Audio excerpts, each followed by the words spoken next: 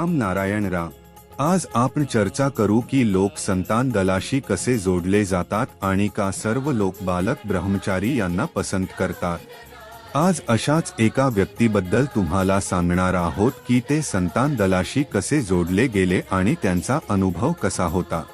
जयपूरचे रहिवासी नरेश शर्माजी जे नोकरीत होते त्यांनी 2012 मध्ये निवृत्ती घेतली। ही घटना घडणारच होती, पण प्रश्न असा होता की निवृत्तीनंतर माणसाने काय करावे।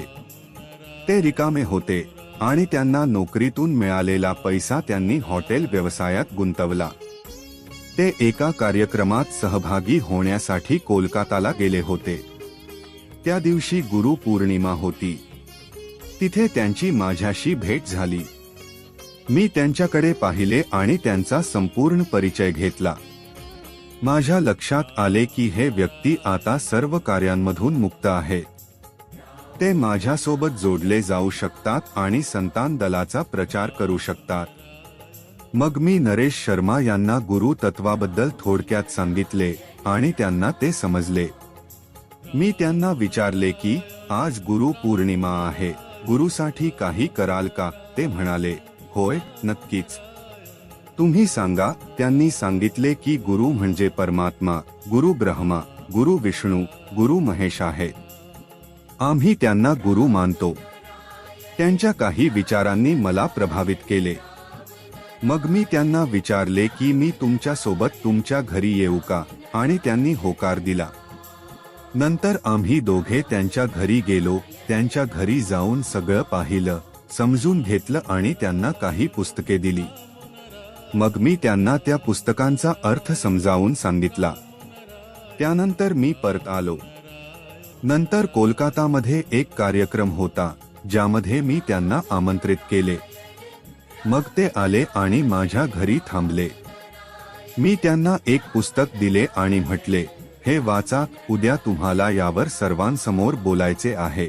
त्यांनी ते वाचले, पण त्यांना थोडे कठीण वाटले कारण भाषाशैली जरा अवघड होती।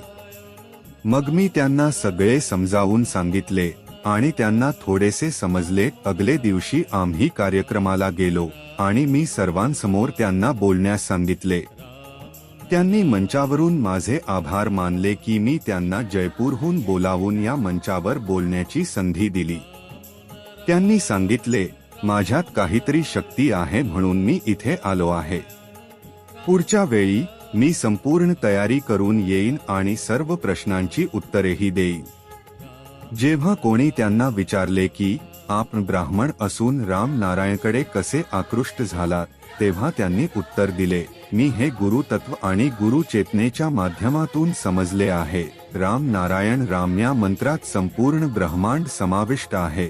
रा हे शब्द आपल्या संपूर्ण ब्रह्मांडाचे प्रतीक आहे, कारण त्यात सगळे फिरत आहे। राममध्ये मा आहे, ज्याचा अर्थ महाकाश आहे, एक विशाल आकाश जे आपल्याला दिसू शकते आणि संपूर्ण ब्रह्मांडात पसरलेले आहे। राम शब्द आठवल्यावर आपण संपूर्ण ब्रह्मांड आणि महाकाशाला स्मरतो। यानंतर ना येतो। ना ह्या शब्दात लहान अणूंपासून सृष्टीतील सर्व मोठ्या घटकांचा समावेश आहे। हे एक बीज मंत्र आहे ज्यात ब्रह्मांडातील सर्व अणु परमाणु आहेत। ह्या शब्दात 5 तत्वे आहेत, आकाश, पृथ्वी, वायू, अग्नी आणि जल, ज्यांनी शरीर तयार झाले आहे। या सर्वांचेही पूजन होईल। आपण सुद्धा या तत्वांची पूजा करतो। सर्व नारे आणि सृष्टीत अजूनही अनेक गोष्टी आहेत, आणखी ब्रह्मांड आहे ज्यांचा शोध विज्ञान अद्याप घेत आहे। सृष्टीत सर्व काही समाविष्ट झाले आहे, काहीही शिल्लक नाही। राम राम नारायण रामच्या माध्यमातून आपण सुईपासून ते कण आणि विश्वब्रह्मांडाची पूजा केली आहे। आता काय उरले? रामही यात समाविष्ट झाला, कृष्णही यात आले। ब्रह्मा, विष्णू, महेश आणि शंकर हे सर्व यात आले। मग आपल्याला वेगवेगळ्या देवी देवतांची पूजा का करावी लागते?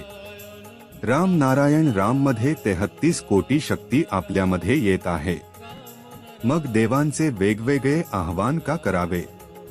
आपण सर्व तर ब्रह्मांडाचे आह्वान करत आहोत, त्या आकाशाचे आह्वान करत आहोत ज्यातून ते आले आहे। आजही सर्व काही ब्रह्मांडात समाविष्ट आहे, या जाणीवेमुळे त्यांना मोठा संतोष मिळाला. त्यांनी समजले की राम नारायण राम हे बालक ब्रह्मचारी जी यांचे बीज मंत्र आहे, जे ब्रह्मांडात सोडले गेले आहे. हे फक्त ऐकण्याची गरज नाही, फक्त याचा जप करायचा आहे. यामुळे आज हजारो लोक आमच्याशी जोडले गेले आहेत. याचा प्रभाव सर्वांवर होतो.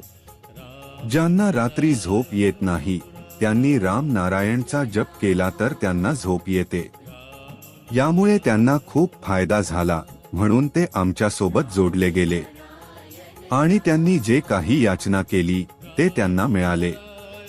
असे म्हटले जाते की आकाशाकडे हात उंचावून मागितले तर ते मिळते. ते कोणत्याही दडपणाखाली याचा प्रचार करत नाही. आनंदाने ते संतान दलासोबत जोडले गेले आहेत आणि याचा प्रचार करत आहेत. जेव्हा मी त्यांना पाहिले तेव्हा ते खूपच समजूतदार आणि अंतःकरणाने चांगले वाटले. त्यांचे मन खूप शालीन आणि स्वच्छ होते. म्हणूनच ते संतान दलाशी जोडले गेले आणि ज्या प्रकारे आपण पृथ्वीची सेवा करत आहोत त्याचप्रमाणे तेही करतील. त्यामुळे ते आपल्यासोबत पुढे जाईल. संतान दल सर्वांना सत्याच्या मार्गावर घेऊन जातो.